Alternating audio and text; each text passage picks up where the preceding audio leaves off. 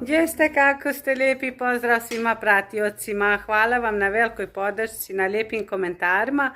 Medina se navratila sa posla kod majke. Kako je majka? Ajde pozdrav naše pratioce i gledaoce. Majka je bila valjana, ona je sve već ispeglala. Ispeglala, sredila, sve se svagi moji. Tako da sve, reko idem na jednu kaficu pravu bosansku, malo da popričam, ko nekad kad smo bili mladi, veseli, eto, i reko da vas usput pozdravimo sviju. Ide Medinca za poslom, ode da malo metim, malo čistim, eto, ja ću da vam se javim kroz jedni 15 minuta. Mi se vozimo kući, dobili smo nagradu od redarstva.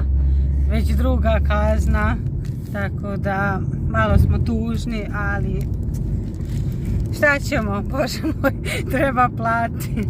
Ako požurimo daće nam pola za plat, ako ne požurimo ćemo cijelu plati. Moram da vam pokažem šta mi je majkica dala. Dala mi je predivne lače i košlicu, poslije ću da vam odkažem. Kad budem kod kuće, kad probam, mnogo joj hvala na divnom poklonu, da je dragi Allah sačuva i pokloni joj zdravlja. Tako da, baš me iznenadila. Malo sam tužna zbog ove kazni, ali šta ćemo? Evo mene, stigli smo kući, bili smo u trgovini još. Moram da vam pokažem kako sam malo stvari kupila za 65 eura. Možete da vidite. Znači špinat, safalada, zrezki, hrenovke i uzela sam ovu kesu krumpirića. Moram malo da vam pokažem svoje ružice, kako je lijep ulaz. Ne vidite kako sam ja to lijepo sve već skockala. Očistila, ošišala, priprala. I ove naravno moram da vam pokažem. Samo ošišala.